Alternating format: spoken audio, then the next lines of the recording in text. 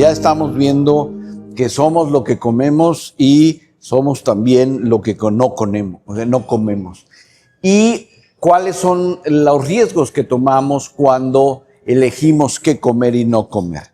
El primer estudio, y por eso se llama así la fórmula que evaluó esto, son estos estudios ARETS, que ya se hicieron referencia. El ARETS 1, que no me voy a detener mucho, fue un estudio que ya tiene desde el 2001, y en ese estudio ARETS se estudió esta fórmula que es la básica, ¿de acuerdo? Esto es muy importante de esa fórmula recordar porque sigue siendo vigente en cierta forma su composición transformada en el ARETS 2, pero en el ARETS 1 en ese entonces se probó una sustancia que era betacaroteno, no había luteína y zeaxantina. ¿Y qué demostró ese ARETS 1 sin luteína y zeaxantina? Que el riesgo de progresión, ¿a qué me refiero el riesgo de progresión? Y eso es lo que nosotros tenemos que comunicarle al paciente, que usted tiene degeneración macular intermedia. Para que no llegue a degeneración macular grado 4, atrófica o neovascular, para eso es la suplementación. Dentro de otras cosas, como lo presentó Jim, de todos los beneficios a corto plazo de velocidad de lectura, aumento de la sensibilidad al contraste, etc. Pero hablando de degeneración macular es evitar la progresión. Y vean ustedes cómo si nada más se usaban esos antioxidantes, disminuía 17%, si solamente usábamos zinc, 21%, y si usábamos toda la combinación era ese 25%. Viéndolo en términos de riesgo, aquí está esa diferencia que son esas líneas de la reducción de la progresión. Pero, ¿qué pasó? El ojo no tiene betacaroteno. El ojo tiene luteína, zeaxantina y mesozeaxantina. Y entonces por eso se hizo este estudio, el ARETS 2, donde se cambió la composición para probar qué pasaba si yo quitaba ese betacaroteno y le ponía luteína y zeaxantina. Y segunda cosa muy importante que hizo el ARETS 2 y que mencionó ahorita Jim, es que dijo, tenemos siempre preocupaciones de qué pasa con el zinc alto. Y entonces probó un grupo con zinc bajo para ver si había permanencia del efecto. Y aparte estudió otra cosa muy importante que es el omega 3. Entonces, aquí están precisamente todos los grupos y lo que les quiero mostrar son los resultados que son la base para la formulación final que yo les voy a compartir como óptima desde mi punto de vista. Cuando analizamos los riesgos, vemos esta grafiquita. Si está del lado izquierdo es que favorece al tratamiento, en este caso a la formulación nueva. Si está a la derecha, al comparativo. Y si está a la mitad, pues es igual. Entonces, ¿cuáles fueron? ¿Qué pasa si yo cambio el betacaroteno y le pongo luteína y zeaxantina? Un efecto muy importante. ¿Para qué? Para evitar la progresión de la enfermedad. Vean cómo el omega 3, en este caso, y ahorita voy a regresar a eso, está exactamente cruzando, no encontraron. El efecto de bajar el zinc,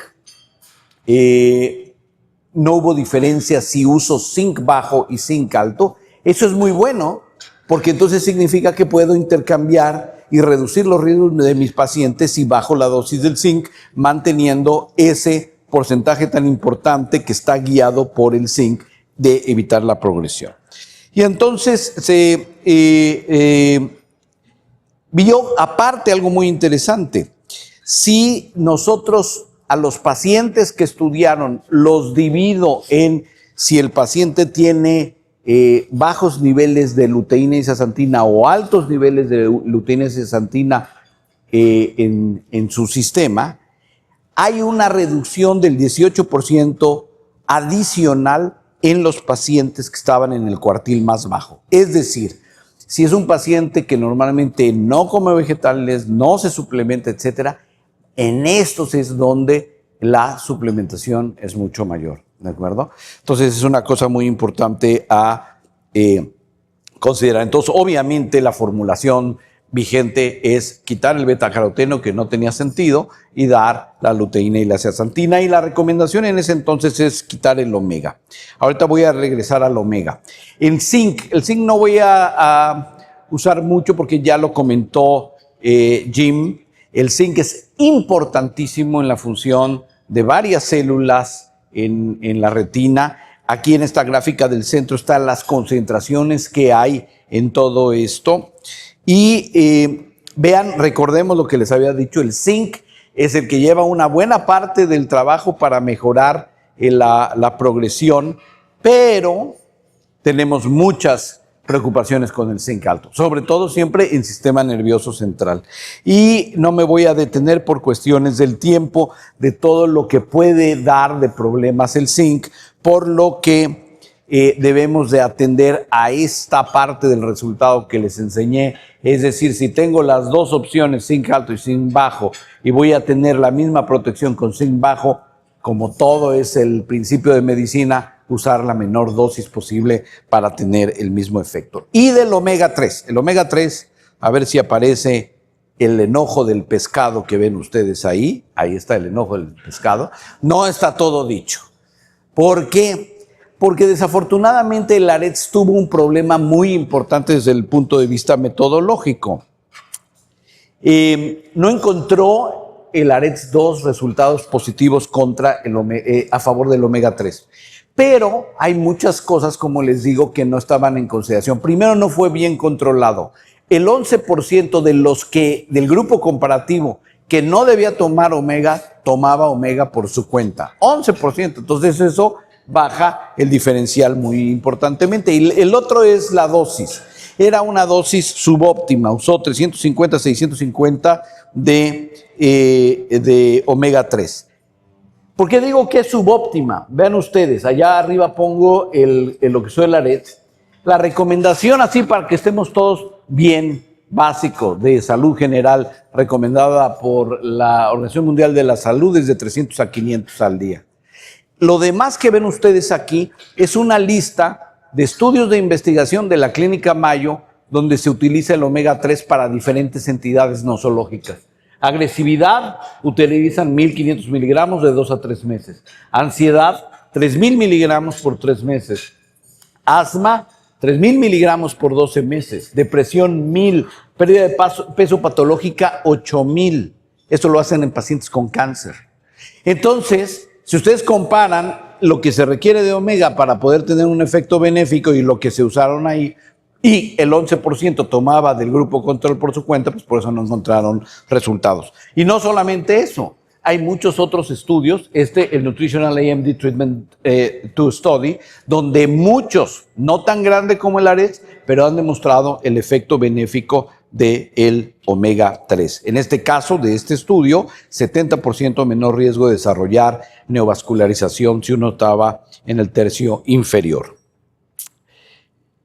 Me voy a saltar esto para darles la recomendación final que he pensado y les voy a compartir algo que tuvimos la posibilidad de desarrollar y que estamos investigando, que es cómo voy a suplementar a mis pacientes, a quién les debo de dar y a quién no les debo de dar.